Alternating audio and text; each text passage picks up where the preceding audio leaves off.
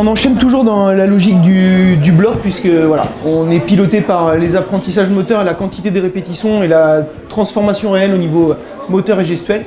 Et donc on propose une petite situation de contest en coopération, l'objectif étant de faire verbaliser les élèves et de les mettre dans une réelle logique de lecture et de décryptage des itinéraires.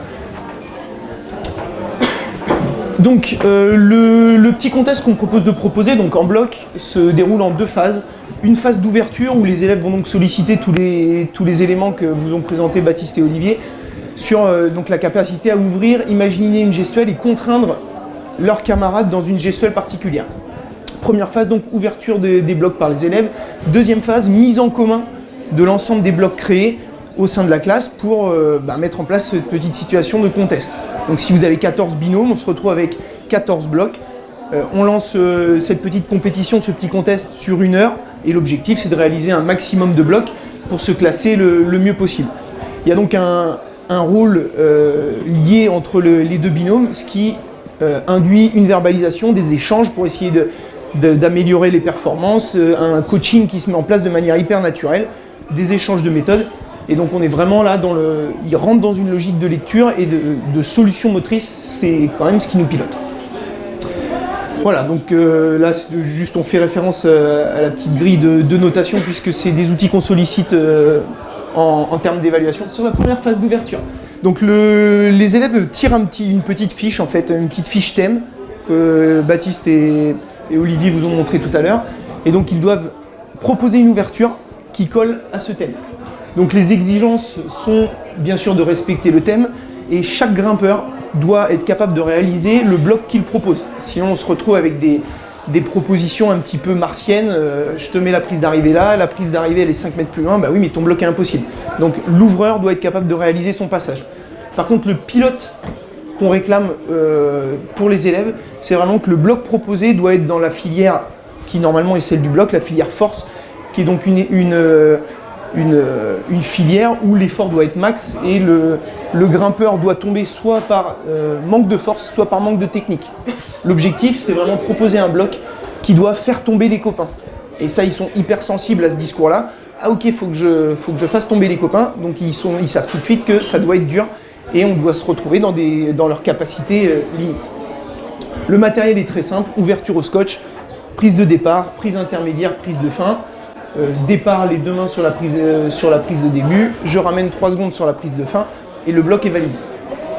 Les interactions sont donc multiples dans la création puisque chacun a une idée, défend son idée, qu'est-ce qu'on imagine comme mouvement, un croisé, moi j'aurais plutôt fait un jeté, qu'est-ce qu'on propose comme prise, on la met où, est-ce qu'elle est trop bonne. Voilà, donc les échanges et les interactions sont vraiment hyper riches et l'enseignant peut réguler, questionner. Et on a vraiment la possibilité de donner des feedbacks et d'orienter les apprentissages par rapport à ça, puisqu'on n'est pas pris par la sécurité, on est présent en bas des voies, on peut vraiment se balader de groupe en groupe, et là on intervient et on enseigne l'escalade. En termes d'outils, donc on sollicite les petites fiches sur le tirage au sort et le thème que les élèves doivent réaliser en termes d'ouverture. Voilà, donc je vais pas vous les passer en revue, une petite fiche par thème, et elle se compose de la façon suivante. À gauche, les 2-3 petits éléments pour réussir à imposer un pied-main, à imposer un mouvement en croisé, à imposer un mouvement dynamique. Et à droite, les contenus d'enseignement qui permettent de réussir et d'être en réussite sur ce type de mouvement, cette fois en tant que grimpeur. Donc sur un mouvement dynamique, ça va être d'abord je monte très haut sur mes pieds, je tente de me coller le nez dans le mur avant d'aller sur la prise. Voilà, c'est vraiment des contenus techniques pour réussir dans un bloc et réussir notamment en termes de motricité pure escalade. Donc, que fait l'enseignant pendant ces phases d'ouverture? L'objectif, ça va être vraiment de réguler et d'orienter leurs propositions. Puisque donc, on revient sur l'exemple plutôt parlant de ouvrir un croisé. Les élèves ont tendance à dire moi j'invente un croisé, ils choisissent leur prise.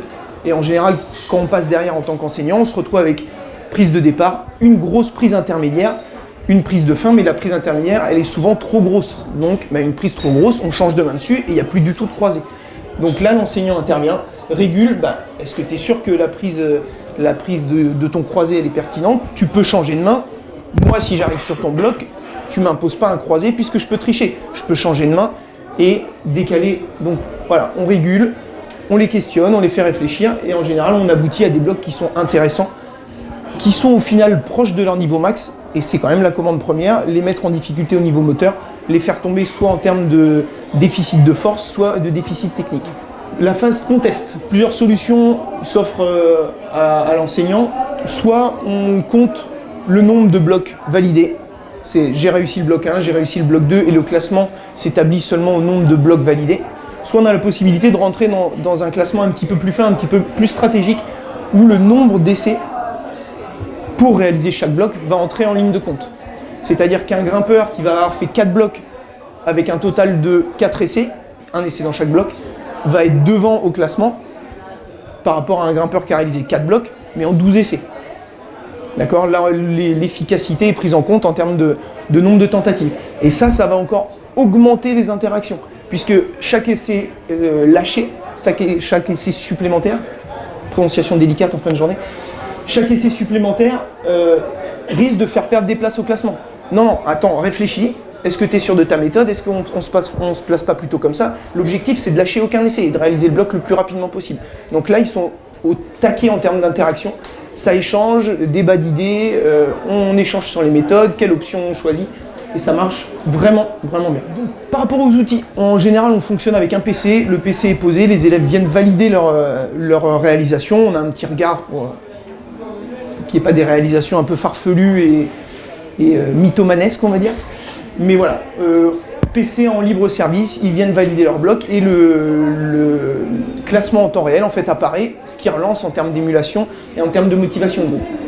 Voilà, on vous propose une petite saisie d'écran de la page de contest. Donc les 3 premières lignes, exemple avec juste validation des blocs, une petite croix dans la colonne qui correspond au bloc réalisé, et les 2 dernières lignes, pas forcément hyper lisibles, avec utilisation en fait du nombre d'essais. Le problème de cette réalisation, de l'utilisation de blocs réalisés ou pas, donc on est vraiment dans le binaire, j'ai fait le bloc, j'ai pas fait le bloc, peut être vraiment hyper frustrante pour les élèves. On vient vous voir et on vous dit monsieur j'ai fait aucun bloc, il y a des élèves qui sont atterrés. Donc la solution qu'on peut solliciter, c'est en fait chaque prise va être coefficientée. Prise de départ reste la prise de départ, et dès que je vais bouger sur la première prise, je vais marquer 1 point, deuxième prise 2 points. Les élèves marquent des points. En termes de motivation, ça les maintient quand même dans la répétition et ils lâchent pas le contest. Et ils s'aperçoivent qu'au final, quand même, il y a de l'escalade et ils arrivent à bouger dans les blocs. Là, on peut voir que par exemple, le dernier élève a essayé 6 blocs. Il a marqué 1 point dans chaque bloc. 1 point, c'est une prise. Donc en gros, c'est pas le prince des grimpeurs, on va dire. Mais il a bougé dans chaque bloc, il a marqué des points. Donc il s'est déjà transformé. Il n'y a pas de problème là-dessus. Les autres grimpeurs ont fait le choix de s'acharner un petit peu plus dans les blocs. Ils ont mis plus d'essais, mais au final, ils ont grimpé que dans 2 blocs. Et en termes de classement, ils ne vont pas être si éloignés que ça les uns des autres.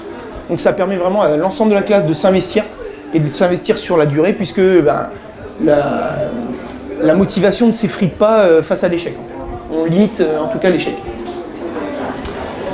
Donc que fait l'enseignant pendant la phase d'ouverture? On en a parlé, régulation, questionnement, est-ce qu'on ne peut pas faire plus dur? Ta prise, elle n'est pas un petit peu trop bonne?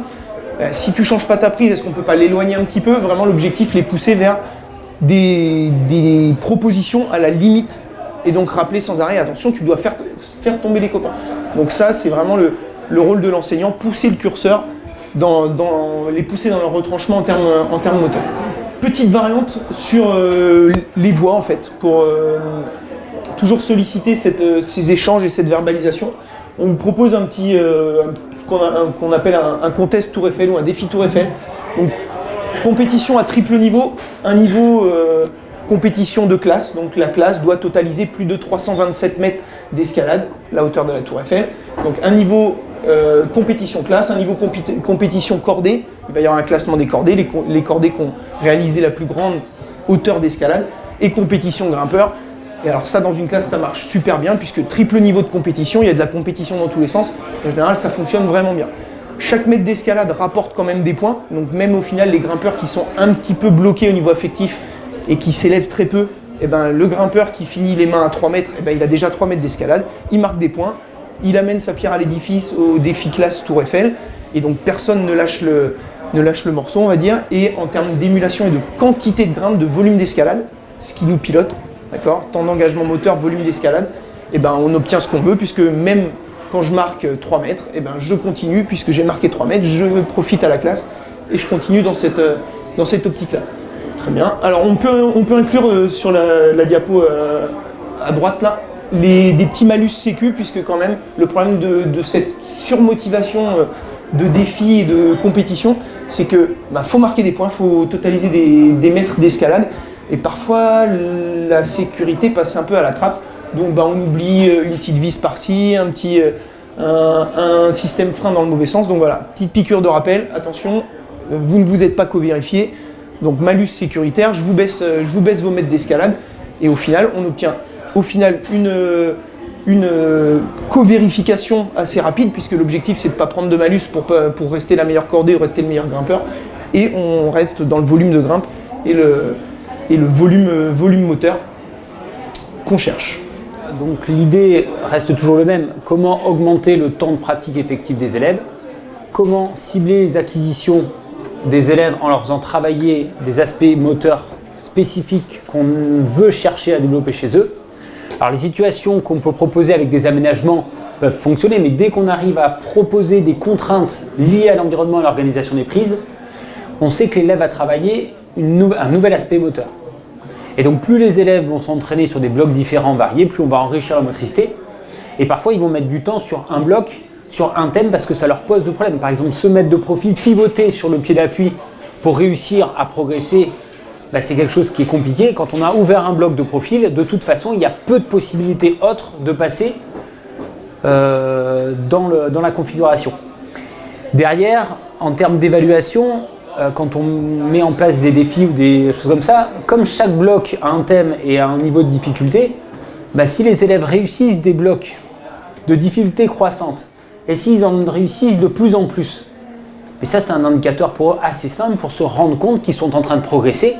Et puis c'est valorisant parce que si vous proposez des blocs simples au départ, prise de départ, prise d'arrivée, avec un suraménagement, tous les élèves vont réussir à valider les premiers blocs. On va donner facilement accès aux premiers blocs, donc les élèves peuvent gagner ces blocs-là. Et puis plus ils vont avancer, plus ils vont commencer, en fonction de leur niveau, à rencontrer une difficulté. Et là, il va falloir qu'ils concèdent du temps et il va falloir qu'ils s'entraînent sur ce bloc-là. Et s'il y a répétition, il y a entraînement. Et si en plus l'enseignant peut guider, manipuler l'élève, démontrer devant l'élève, c'est-à-dire passer sur le mur et essayer de faire une démonstration, mais aussi utiliser un copain, ça permet de l'amener à progresser dans la voie, dans le bloc qu'il est en train de réaliser. Et ça dure l'heure et demie, les élèves ne la voient pas passer. Quand ils sont engagés dans ces jeux-là, les élèves grimpent. Il faut d'ailleurs bien insister sur la rotation entre les élèves, de telle manière à ce que les élèves puissent avoir un temps de récupération suffisamment conséquent, parce que sinon leur séance va s'arrêter assez rapidement. Il y a un coût énergétique conséquent.